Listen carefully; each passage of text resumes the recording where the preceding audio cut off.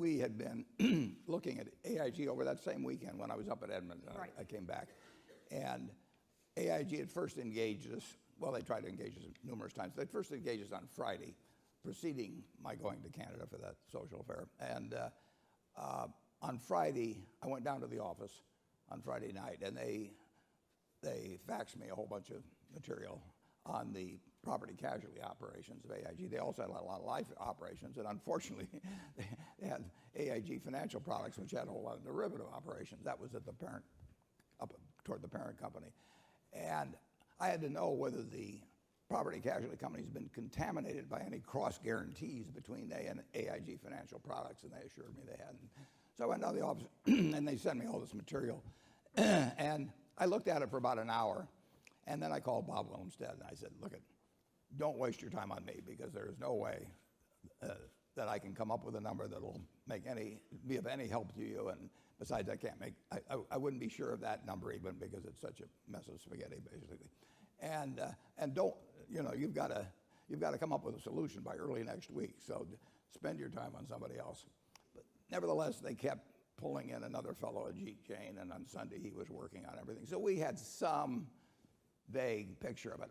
And then I got a call on either Monday or Tuesday from Tim Geithner, who I'd never met before, and Tim said that they were contemplating lending $85 billion. The New York Fed was to AIG, and in my opinion, was there enough in the way of value there to warrant such an $85 billion loan? And I said, nobody could know. Under the circumstances of that day, there wasn't anything that was worth $85 billion or anything like it. I mean, it was total chaos. But I thought that if they had staying power, and if there weren't things there that I didn't know about, which there could be, probably the underlying subsidiaries would bring $85 billion in a normalized market, and that was that. I would say this, that it's been proven that in a stabilized situation where people were not worried about the survival of AIG because the government was behind it, those subsidiaries have been proved to be worth a lot more than $85 billion. But I will also say this, if the New York Fed had not put the money in within 24 hours, unquestionably, AIG would have been walking over to a federal judge's quarters with a petition of bankruptcy. They were gone, and they did not. They had a downgrade coming where they on their credit, where they would have had to put up way more collateral on a bunch of things they'd done in the financial products subsidiary. So they were totally gone. Now it's up to a judge to determine, the propriety of all these things. But the one thing I'm clear on is that there would have been AIG would have been in bankruptcy absent the activities of the New York Fed within 48 hours of when Geithner called me.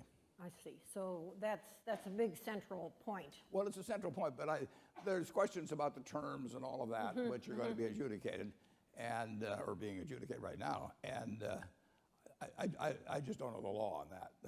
But there was no other option for AIG at that point, and there was nobody that would have lent them the money or invested on terms that were twice as onerous as the ones imposed by the New York Fed. It was, for those of you who may have missed the main show in 2008, it was a period like we've never had in this country. And one of the things during a period like that, it really is like the fog of war. I mean, if you're Paulson or Bernanke, or Sheila Bair, you're getting reports from all these different fronts. Some of them are somewhat inaccurate. Some of them have a bias to them based on what the parties want you to do. It is total mass confusion. And on the other hand, you have to navigate through it. And you have to navigate through it to some extent in cooperating with other people, particularly Congress. And it was an ungodly, I've never seen anything like it. I don't think I'll ever see anything like it again. And I give great credit to Paulson and Bernanke and Geithner and Sheila Bair for what I give credit to President Bush for the way they handled it. You can criticize what might have been done leading up to it, but when Pearl Harbor happened, they did the right thing.